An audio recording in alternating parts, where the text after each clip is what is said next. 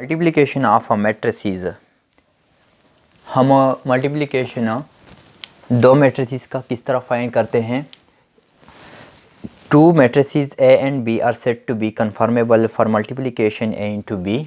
दो matrices A और B को हम तब मल्टीप्लाई कर सकते हैं only when the number of columns of matrix A is equal to the number of rows of matrix B.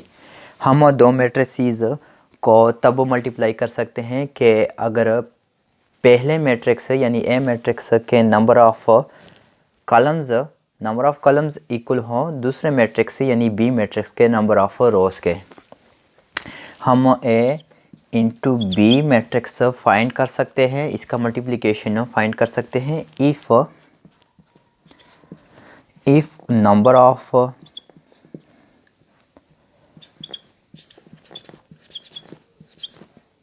columns of A is equal to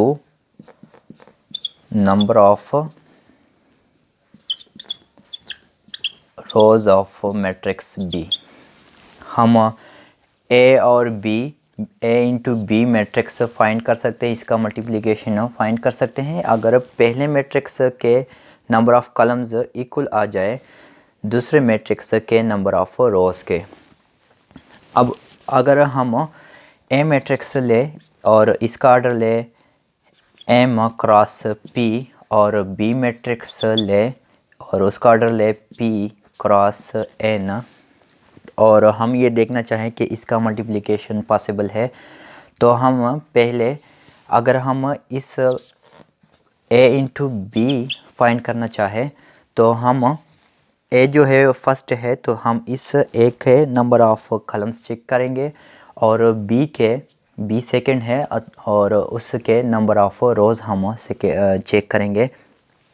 तो order में एम क्रॉस पी में पहला जो नंबर आता है वो रो को रिप्रेजेंट करता है और सेकंड जो नंबर आता है यहाँ यानी पी वो कॉलम्स को रिप्रेजेंट करता है। इसी तरह बी मैट्रिक्स में P into N P cross N order से हमें पी से हमें नंबर ऑफ रोज़ और एन से हम नंबर ऑफ कॉलम रिप्रेजेंट करते हैं। अब अगर हम एक के नंबर ऑफ कॉलम देखें तो वो पी है।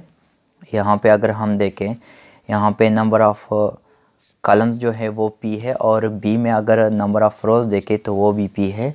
तो यहाँ पे हम लिख सकते हैं number of columns of A which is P equal to number of rows of B जो कि वो बी पी है। तो ए के नंबर ऑफ कॉलम जो है वो पी है और बी के नंबर ऑफ रोज जो है वो भी पी है। तो हम ए इंटू बी मैट्रिक्स का जो मल्टीप्लिकेशन है वो फाइंड कर सकते हैं।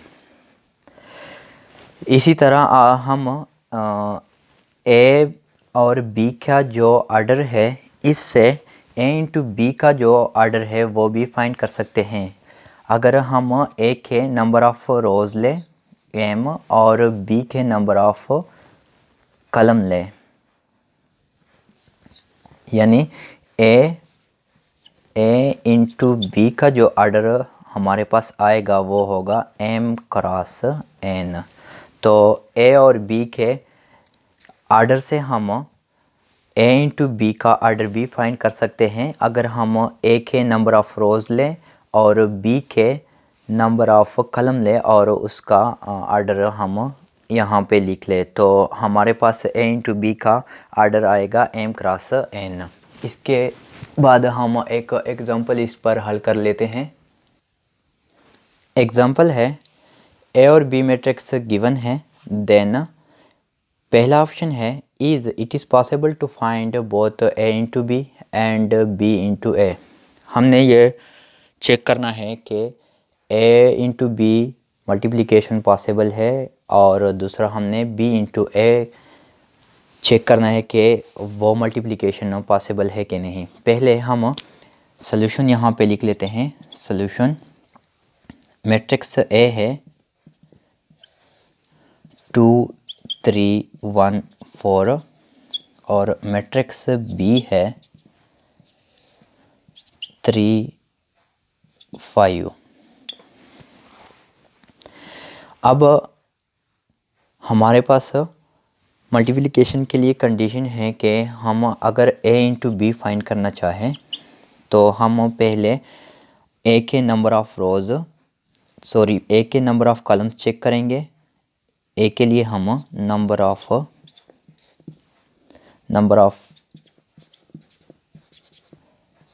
कॉलम्स ऑफ a इक्वल अगर आ जाए number of rows of b, अगर a के नंबर ऑफ़ कॉलम्स b के नंबर ऑफ़ रोज़ के इक्वल आ जाए तो हम ये मल्टीप्लिकेशन कर सकते हैं। तो यहाँ पे हम देखेंगे a में नंबर ऑफ़ कॉलम जो है वो 2 है। पहला कॉलम है 2 और 1 और दूसरा कॉलम है 3 एंड 4। और अगर b में हम देखें तो इसमें नंबर ऑफ़ रोज़ है, फर्स्ट रो है 3 और सेकंड रो है 5। तो यहाँ पे अगर हम देखें कि number of columns of a जो है वो number of row of b के इक्वल आ रहे हैं, तो हम ये multiplication a into B find कर सकते हैं। अब अगर हम b into a multiplication find करना चाहें तो हम यहाँ पे पहले b है तो हम यहाँ पे अब number of columns of b check करेंगे। अगर वो इक्वल आ जाए number of rows of a के, तो अगर हम यहाँ पे देखें b में सिर्फ एक ही कॉलम है तो यहाँ पे नंबर ऑफ़ कॉलम जो है वो 1 है और a में जो नंबर ऑफ़ रोज़ है वो 2 है। फर्स्ट रो 2 और 3 है और सेकंड रो जो है वो 1 और 4। तो a में नंबर ऑफ़ रोज़ जो है वो 2 है और 1 और 2 आपस में इक्वल नहीं है, तो हम b इंटू a का मल्टीप्लिकेशन फाइंड नहीं कर सकते। अब सेकंड ऑप्शन है फाइंड द पॉसिबल प्रोडक्ट। जो प्रोडक्ट पॉसिबल है उसको हमने अब फाइंड करना है। पॉसिबल प्रोडक्ट जो है वो a इंटू बी है। अब हम इसको फाइंड करेंगे। सोल्यूशन है a into B. a matrix given है और b मैट्रिक्स, और हम a into B matrix find करेंगे। a into B equal to first a matrix है तो पहले हम a मैट्रिक्स के एलिमेंट को लिखेंगे 2 3 1 और 4। इसके साथ इनटू बी मैट्रिक्स, और बी मैट्रिक्स के एलिमेंट हैं 3 और 5। मल्टीप्लिकेशन में हम फर्स्ट रो को फर्स्ट कॉलम के साथ मल्टीप्लाई करते हैं, और अगर बी में सेकंड कॉलम होता तो हम फर्स्ट रो को सेकंड कॉलम के साथ बी मल्टीप्लाई कर लेते, लेकिन सेकंड कॉलम यहाँ बी में नहीं है तो हम फर्स्ट रो को फर्स्ट कॉलम के साथ मल्टीप्लाई करेंगे, और इस मल्टीप्लिकेशन के बाद हम सेकंड रो को फर्स्ट कॉलम के साथ मल्टीप्लाई करेंगे। इक्वल टू मल्टीप्लिकेशन में रो को कॉलम के साथ मल्टीप्लाई किया जाता है, तो फर्स्ट एलिमेंट को फर्स्ट एलिमेंट के साथ मल्टीप्लाई करेंगे 2 मल्टीप्लाई 3, और जब हम सेकंड नंबर को लेंगे और उसको सेकंड नंबर कॉलम के सेकंड नंबर के साथ मल्टीप्लाई करेंगे तो दरमियान में हम यहाँ पे प्लस लिखेंगे। 3 को मल्टीप्लाई करेंगे 5 के साथ, 2 मल्टीप्लाई 3 एंड 3 मल्टीप्लाई 5। अब फर्स्ट रो फर्स्ट कॉलम के साथ मल्टीप्लिकेशन हो गया। अब सेकंड कॉलम नहीं है तो हम ए मैट्रिक्स के सेकंड रो पर आ जाएंगे और सेकंड रो को हम फर्स्ट कॉलम के साथ बी के फर्स्ट कॉलम के साथ मल्टीप्लाई करेंगे।